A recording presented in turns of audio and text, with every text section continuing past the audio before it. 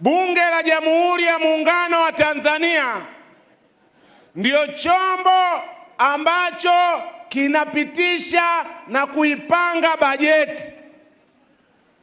Ukiitazama bajeti ya mwaka wa fedha 2026-2027 utagundua katika bajeti ile hakuna fedha hata shilingi moja ambayo bunge letu imeipanga ili kugharamia mchakato wote wa katiba mpya.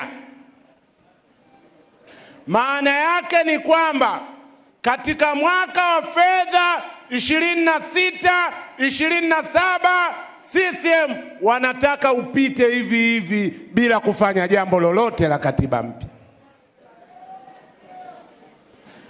Mfano wa pili, hadi hivi sasa tunapozungumza, ndani ya bunge na nje ya bunge, serikali ya awamu ya 6 chini ya Rais Samia Suluhu Hassan haijaweka hadharani bungeni na nje ya bunge mpango wake wa namna watavyotekeleza ahadi yao ya katiba mpya.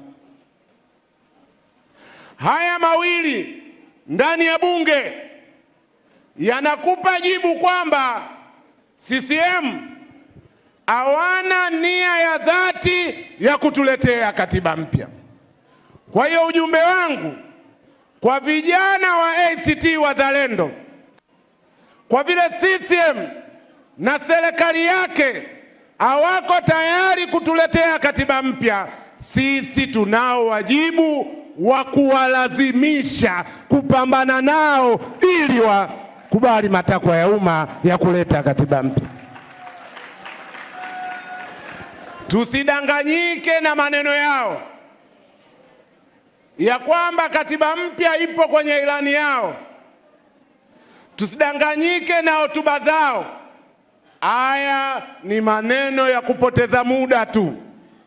Kama ACT Wazalendo kwa kushirikiana na wadau wengine muhimu, hatutosimama imara na kuwalazimisha CCM wakubali matakwa ya umma ya kuleta katiba mpya, itafika uchaguzi wa serikali za mitaa na uchaguzi mkuu, hatutopata katiba mpya.